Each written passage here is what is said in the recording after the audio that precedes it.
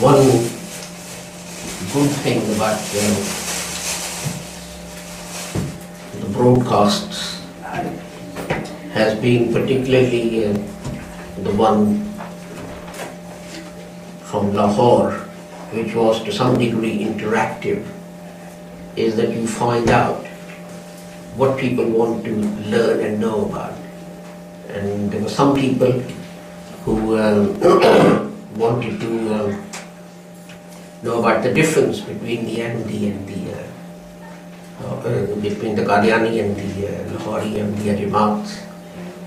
And I pointed them to our website where I have covered the questions of Khilafat and Nabuwat and Iqtiqaz. And it occurred to me that there was one thing that was left, and that is, how do we differ from the Qadiani Jamaat about takfir?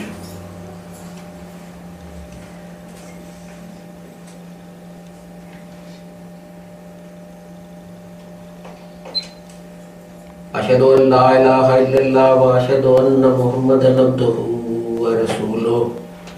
A'udhu billahi minash shaitanir rajeem. Bismillahir rahmanir rahim. Now, the question is very simple. We say everyone who recites the kalima is a Muslim, and it's not for us to judge anyone. Qadianis believe that anyone who's not a member of their Jamaat is not to be regarded as a Muslim. And what I want to do is read to you, not from a book that members of our Jamaat have written, but a book that actually deals with the causes of the split, written by a Qadiani, but no other than Mirza Bashiruddin Mahmud Ahmad Sahib, who was, after all, the cause of the split in the Jamaat. And this is what he says, that the differences are between. This was written shortly after the Jamaats were split into two. And this is what he says. This is page 55 of the book that is titled The Truth About the Split. And it's part 1. So I'll skip the first paragraph. The second paragraph is headed Alleged Innovations. These changes, actually I will read a little bit.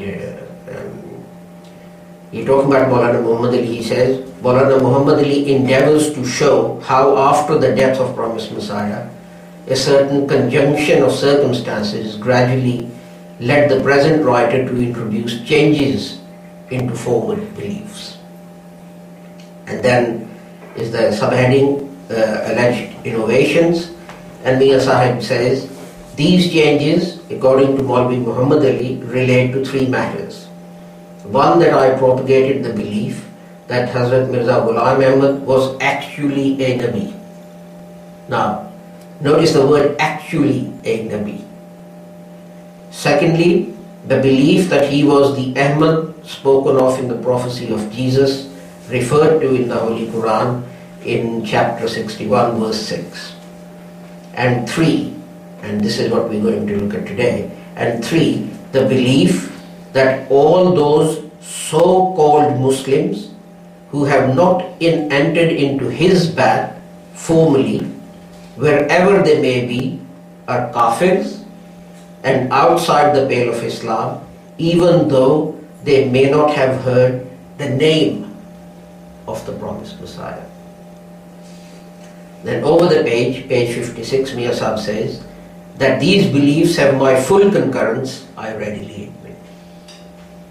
So Mian Sahib says that Maulana Muhammad Ali is saying that these are my beliefs.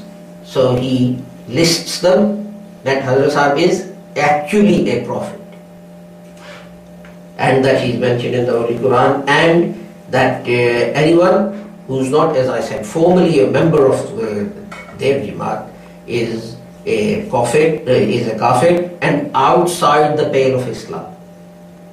Remember these words, outside the pale of Islam. Now again, I won't read anything from Hazrat Maulana Muhammad Ali or a member of our Jamaat, but I will read something from Haqiqatul Wahi by the Promised Messiah. Hazrat Mirza Sahib says, he is talking about someone who used to be a member of the Jamaat, a person called Dr. Abdul Hakim Khan, and this person actually translated the Holy Quran into English as well. So Dr. Abdul Hakim Khan made certain allegations against Hazrat Mirza Ghulam Ahmad, and Hazrat Sahib is referring to one of them.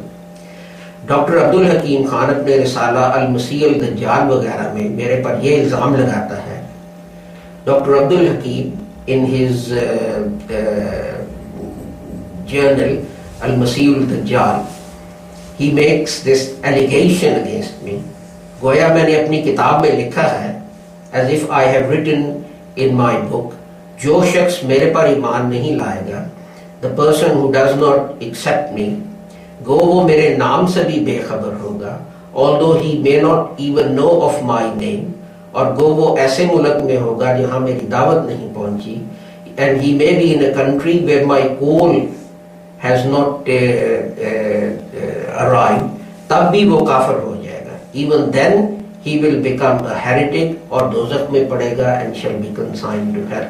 ये doctor मज़कूर का सरासर इफ्तरा है. This is a complete fabrication by the above mentioned doctor. मैंने किसी किताब या किसी इश्तिहार में ऐसा नहीं लिखा. I have not written this in any book or any advertisement. उस पर फर्ज है, it's his duty कि वो ऐसी कोई मेरी किताब पेश करे, that he puts forward any such book of mine जिसमें ये लिखा है, in which this is written. याद रहे कि उसने महज चालाकी से, जैसे कि उसकी आदत है, ये अफ्तरा मेरे पर किया है. Remember that using cunning as his habit, he has fabricated this allegation against me. And then he goes on to say that ये तो ऐसा अमर है कि बबाहत कोई अकल इसको कबूल नहीं कर सकती. This is a matter that common sense cannot accept. जो शख्स बकुली नाम से भी बेखबर है, a person who doesn't even know my name, उस पर मुआखजा क्यों कर हो सकता है? How can he be held accountable? So,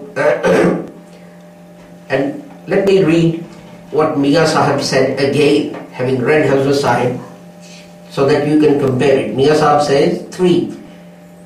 The belief that all those so-called Muslims who have not entered into his band, wherever they may be, are Kafirs and outside the pale of Islam, even though they may not have heard the name of the Promised Messiah. The Promised Messiah actually puts this belief, and he says it's a fabrication, it's a lie against me. And he says that it's against common sense to say that a person who's not even heard my name will be asked to account for why he did not accept me. So our beliefs are as they were set down by Hazrat Mirza Ghulam Ahmad Sahib.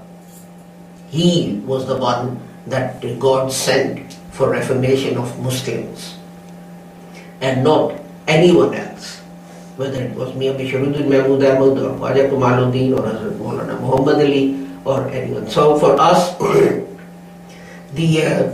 his Masih Maud's, the Promised Messiah's writings have prime importance, and he actually rejects the beliefs of those people. And I find it very interesting. I asked the Qadianis, you believe that Mirza Sahib was a prophet? Yes, he was a prophet.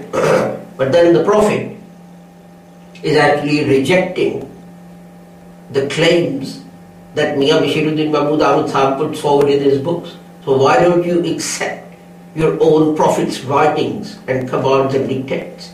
He calls it a fabrication, he calls it a lie, and you keep on preaching and propagating that lie. I know what the